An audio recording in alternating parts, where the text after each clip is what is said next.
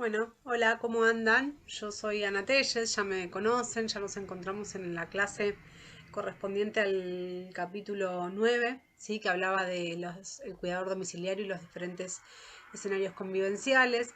En esta oportunidad nos encontramos para trabajar sobre el capítulo 29 del módulo 7, que tiene que ver con la ética del cuidado domiciliario, ¿sí? Si bien puede parecer un tema un poco abstracto y un poco alejado de las cuestiones más cotidianas de la práctica, la idea de la clase es que a partir de los diferentes contenidos y de las diferentes ideas que yo voy a ir compartiendo con ustedes, podamos empezar a pensar que, bueno, cada una de las acciones que realizamos como cuidadores domiciliarios están influenciadas por cuestiones éticas que es súper importante tener en cuenta, ¿sí?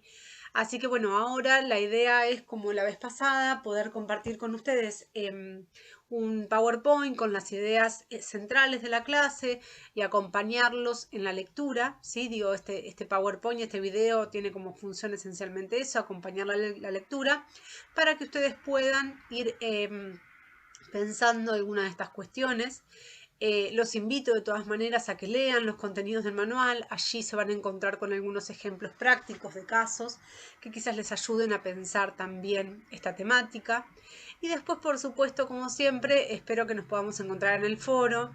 Me gustaría mucho recibir sus preguntas o sus comentarios o sus dudas sobre este tema para poder ampliar un poco el horizonte, ¿no? Más allá de lo que a mí se me ocurrió como primera propuesta de lectura y de contenidos para la clase.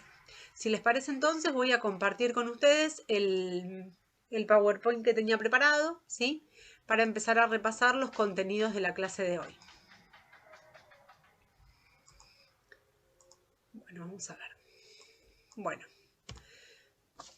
aquí estamos. Como les decía, estamos en el capítulo 29, que es la ética del cuidador domiciliario. Las tareas de cuidado, ¿sí? Tienen como objetivo principal, como principal función, favorecer la disminución de las desigualdades y reducir las dependencias que afectan a gran parte de la población mayor, ¿sí? Cada una de las tareas de apoyo, cada una de las cosas que ustedes enseñan a los adultos mayores, cada una de las sustituciones que ustedes realizan, digo, cuando reemplazan al adulto en la realización de distintas tareas, ¿sí? Tienen que llevarse a cabo con un compromiso ético, con un compromiso que tiene que ver con el respeto a la dignidad del ser humano.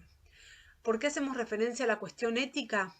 Porque la ética nos va a permitir definir, ¿no? Es a partir de pensar esta cuestión, nos va a permitir pensar cuál es un buen comportamiento, cuál sería el buen comportamiento de un cuidador domiciliario, cuál sería el correcto ejercicio de la función de cuidador domiciliario. Pero bueno, entonces tenemos que preguntarnos qué es la ética, ¿no? Digo, pregunta o que debe ser respondida, que no está respondida desde el vamos. La ética es una rama de la filosofía, ¿sí? Es una rama de la filosofía que estudia la moral, que estudia el bien, el mal, el deber, es decir, todo el sistema de reglas, de normas, de acuerdos, ¿sí? Que ordenan la conducta de los hombres, tanto en relación a la sociedad a la que pertenecen, ¿sí? Como a la relación de unos hombres con otros. ¿Por qué digo a la sociedad a la que pertenecen? Porque cada una de estas conductas y de estas reglas está situada en un contexto, ¿sí? Y en un momento histórico particular.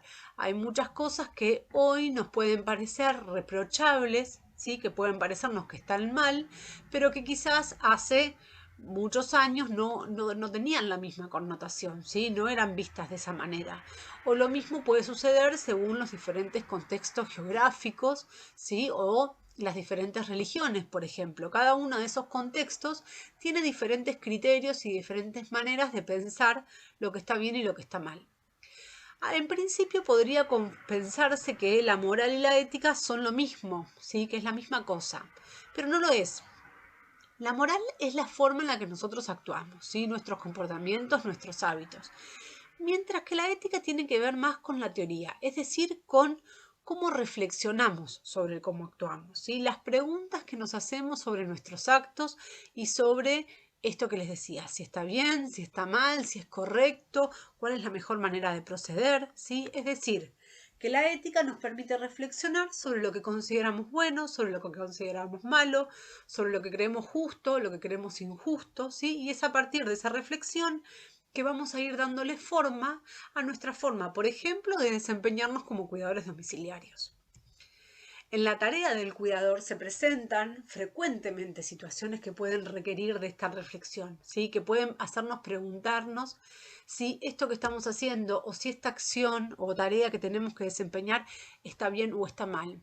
Puede ser que una intervención sea correcta para un caso, pero no lo sea para otro.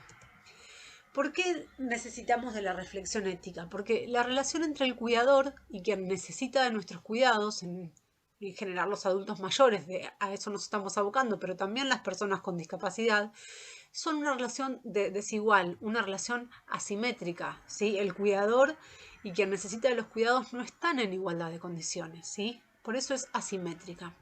Y por eso es tan importante que esto esté regulado por principios éticos, ¿sí? Que esto tenga normas y criterios que nos permitan orientarnos y saber cuándo está bien y cuándo está mal lo que estamos haciendo. Estos principios pueden ser explícitos, ¿sí? Pueden ser parte de nuestro contrato, de nuestro pacto de laboral con una familia o con una persona, o pueden estar implícitos, ¿sí? Implícitos en todas las normas y principios que vamos a ir desarrollando a lo largo de la clase de hoy. Cada situación de cuidado, ¿sí? De la que ustedes participan o participarán, ¿no? Depende si están ya trabajando como cuidadores, tiene características y necesidades propias que son diferentes al resto, ¿sí? Cada adulto mayor, cada persona mayor está atravesando una situación distinta, tiene una historia distinta, ¿sí? Una trayectoria de vida diferente y su presente también es distinto. Su relación con su familia es única y tiene rasgos singulares.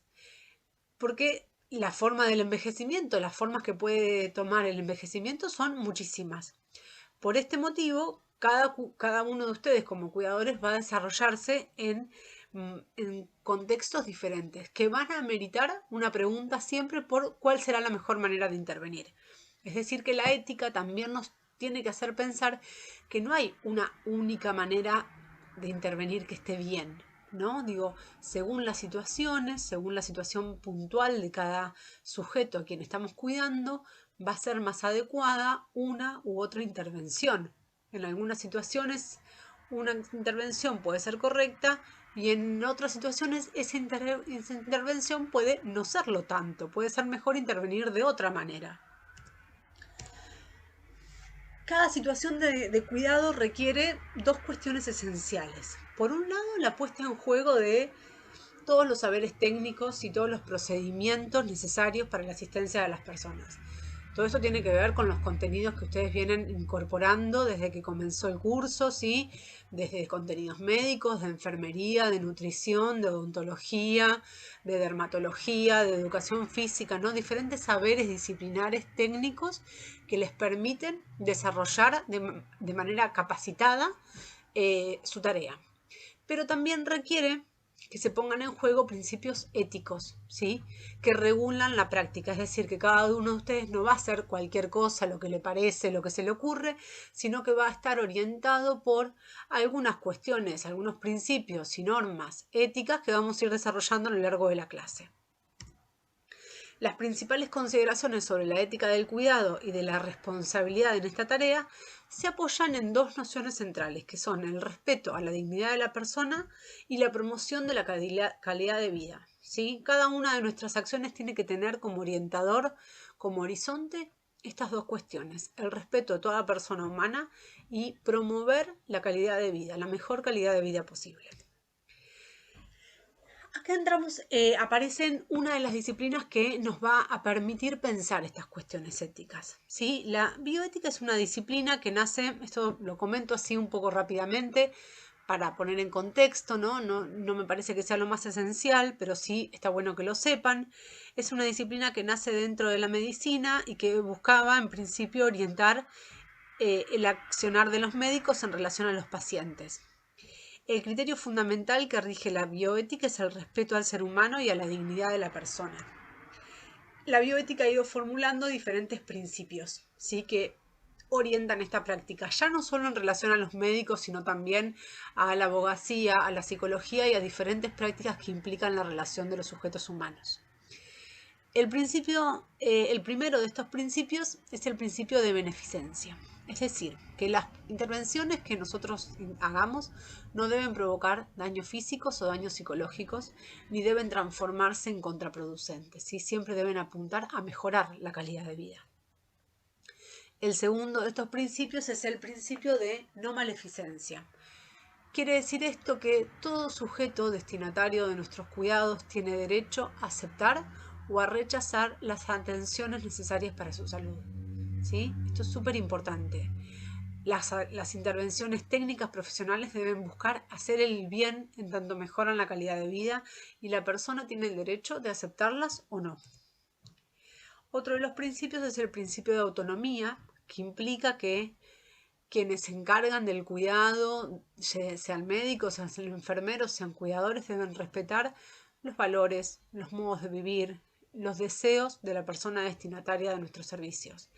No es posible que impongamos nuestras propias ideas, nuestra propia concepción de lo que está bien, o que le llevemos la contra en las decisiones que la persona o la familia han tomado. Otro de los principios es el principio de justicia, que tiene que ver con que todos los profesionales deben dar un trato digno y un trato igualitario a las personas sin importar ni la edad, ni la raza, ni el sexo, ni el género, ni su orientación, ni ninguna de esas cuestiones. La odontología profesional es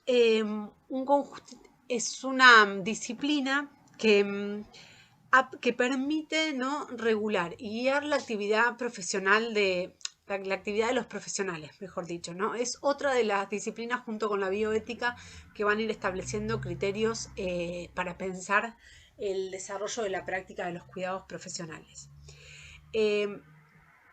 Ha tomado sobre todo instrumentos internacionales, ¿sí?, que han ido estableciendo criterios que nos ayudan a pensar la práctica de los cuidadores domiciliarios, ¿sí? Estos principios que la deontología profesional establece son exigencias básicas, exigencias elementales que todo ser humano puede plantear, que todo ser humano puede pedir y que tienen que ser satisfechas. Al igual que los derechos, son universales, son para todos, son prioritarios y no pueden renunciarse a esto. Vamos a tomar ahora los principios que las Naciones Unidas dictaron a favor de las personas de edad en el año 1991. Son 5 normas universales. La primera de estas normas es la independencia. Todas las personas deberán tener acceso a bienes o ingresos que le permitan su autosubsistencia, ¿sí?, la posibilidad de autoabastecerse. Tienen que tener ingresos para cubrir tanto sus necesidades básicas como también las necesidades culturales o sociales. Tienen que tener la posibilidad de trabajar si lo desean o de recibir un ingreso que les permita cubrir estas necesidades en caso de que no quieran o no puedan hacerlo, ¿sí? Otro de los principios a favor de las personas mayores es que todas las personas de edad deberán permanecer integradas activamente en la sociedad de la que forman parte.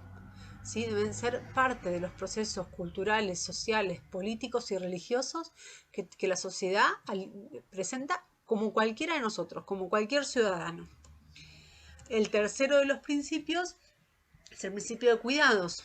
Este se refiere a que los adultos mayores deben poder disfrutar de los cuidados y de la protección de la familia o de la comunidad, y que también tienen que poder acceder a servicios de salud que les ayuden, por un lado, a mantener o a recuperar el nivel óptimo de bienestar físico, mental y emocional, pero también a retrasar o a prevenir la aparición de posibles enfermedades o padecimientos, ¿sí?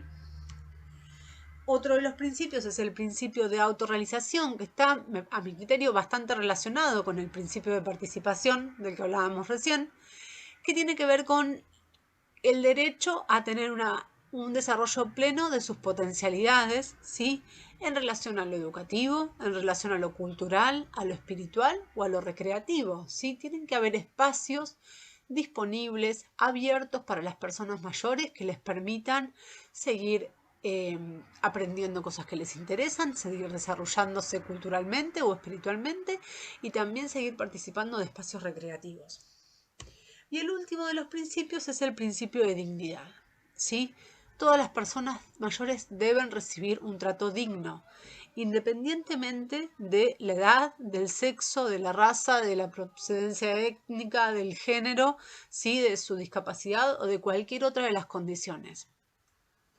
¿Por qué es tan importante esto? ¿Sí? Todos estos principios, todos estos criterios que hemos venido desarrollando y que parecen un poco generales. Porque todo esto tiene que estar presente en el momento en el que nosotros pensamos nuestras intervenciones como cuidadores domiciliarios. ¿Sí? Les decía, hoy no se trata de que cada uno haga lo que le parezca, sino que tenga presente que todas estas cuestiones son derechos de los adultos mayores y que de alguna forma orientan nuestra práctica como cuidadores domiciliarios. Es por eso que en función de todos estos contenidos que venimos desarrollando vamos a ir describiendo, mencionando así varios criterios orientadores de las prácticas para los cuidadores domiciliarios. Hay algunas disciplinas como la enfermería que tienen sus sugerencias, ¿no? Sus códigos de ética y de procedimiento que especifican algunas cuestiones. Los cuidadores domiciliarios no tienen esto, pero entonces nosotros vamos a sistematizar algunas ideas en función de los criterios, en función, perdón, de los principios y valores que hemos venido desarrollando hasta ahora, ¿sí? El primero de estos es que el cuidador domiciliario debe entablar un vínculo de intercambio sostenido con la persona destinataria del servicio, ¿sí? No se trata solo de ir y cuidar, sino que tiene que haber un vínculo que vaya creciendo, que se sostenga de ida y vuelta con esa persona.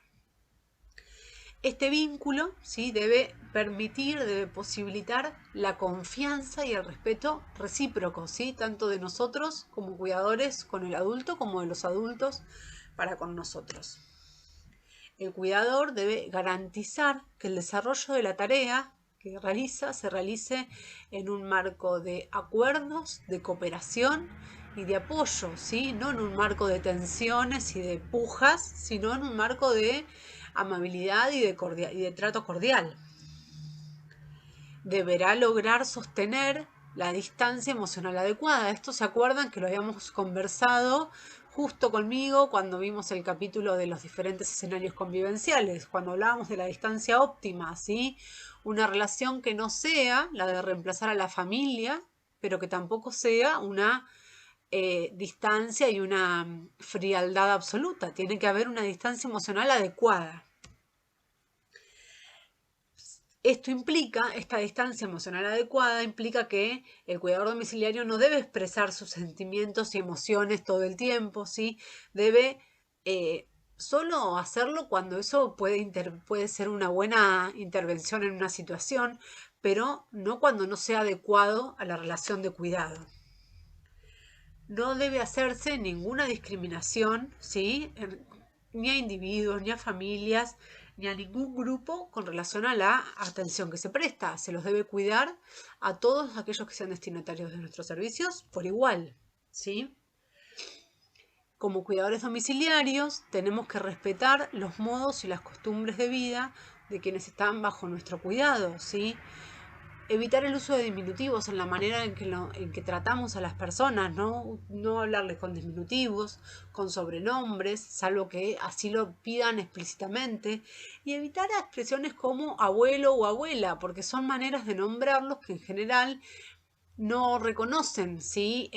Las situaciones diversas, sino que estereotipan a que todas, por ejemplo, todas las personas mayores de determinada edad son abuelos, aunque quizás no hayan querido serlo. Entonces, evitar ese tipo de expresiones o maneras de dirigirnos.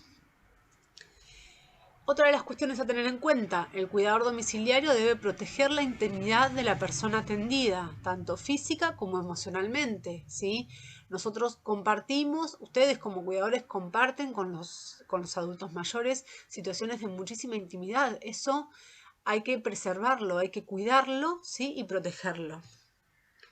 La relación que debe mantenerse es de cuidado, ¿sí? Por lo tanto, tenemos que evitar la confrontación, la rivalidad, pero también la docencia o la infantilización del adulto mayor al que estamos cuidando. Recordemos que sigue siendo un adulto, ¿sí? Y que no podemos tratarlo como si fuera un niño. También tenemos que evitar relaciones o comunicaciones confusas, debemos evitar intervenir o interferir en el ámbito privado o familiar y cualquier tipo de conductas que puedan tener efectos negativos sobre la persona o sobre la familia. Por otro lado, el cuidador debe proteger toda la información confidencial, ¿sí? A fin de resguardar la intimidad de la persona. Como decíamos hoy, tenemos acceso a muchísima información, a la cotidianidad de las personas, entonces tenemos que cuidar de eso, ¿sí? Guardando secreto profesional, no divulgando ni compartiendo con otras personas que estén por fuera del entorno nada de lo que nosotros vamos conociendo sobre esa persona. El cuidador domiciliario acompaña, ¿sí? Ustedes deben acompañar con procedimientos y conocimientos propios de su rol para aliviar el sufrimiento, pero también para cooperar con los familiares y con otros para atender a los deseos de la persona que es destinataria de nuestros cuidados. Esto también es muy importante, es contrario a nuestro rol de cuidadores apoyar medidas que contribuyan a acelerar la muerte, cualquiera sean sus circunstancias. La autonomía siempre tiene que ser respetada y favorecida por las intervenciones que nosotros llevamos a cabo, ¿sí? Pero además tiene que ser considerada, salvo que sean situaciones en las que claramente se pone en riesgo tanto a la persona como a su entorno, pero si no, la autonomía, la posibilidad de decidir por sí mismo de cada uno de los adultos tiene que ser respetada.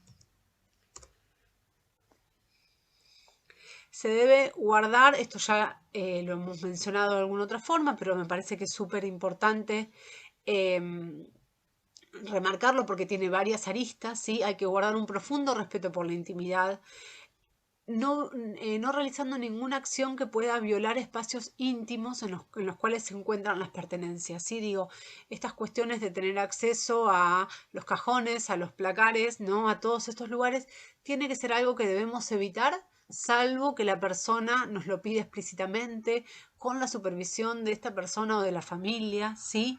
Y cuando sean situaciones que tengan que ver exclusivamente con las situaciones de cuidado, ¿sí? Nada que esté por fuera de lo que amerita nuestro trabajo debe implicar ninguna violación a la intimidad de las pertenencias de una persona. Y está muy relacionado con esto, ¿no? Como cuidadores tenemos que garantizar el secreto profesional y tenemos que ser muy cuidadosos con las cosas que decimos, ¿sí? Tanto a la persona mayor como a los terceros, a la familia o a otras personas, ¿sí?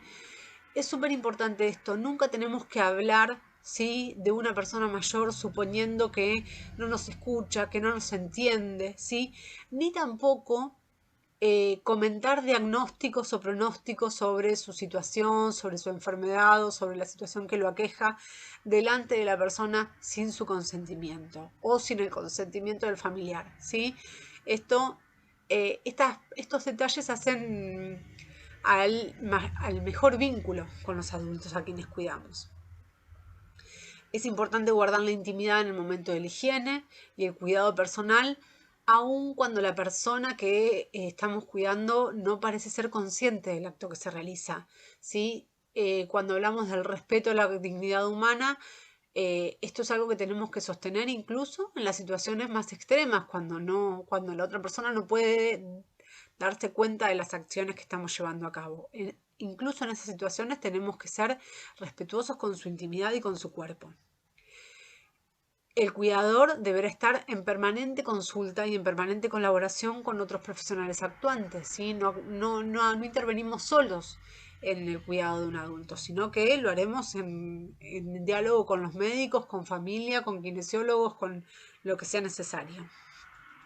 Y un aspecto importante también es continuar la formación, ¿sí? Que ustedes continúen su formación para fortalecer sus conocimientos, para actualizarse, para corregir errores que puedan aparecer en la tarea, ¿sí? Bien, esos últimos son las sugerencias, ¿sí? Que a partir de todas estas cuestiones éticas pudimos ir recabando. Los invito a que lean nuevamente el capítulo o a que escuchen nuevamente el video y que se acerquen al foro a hacer comentarios, preguntas y demás para que podamos seguir conversando. Espero que se haya entendido, espero haber sido clara y bueno, que sigan teniendo un muy buen desarrollo de las clases. Fue un placer como siempre, un abrazo muy grande. Chau, chau.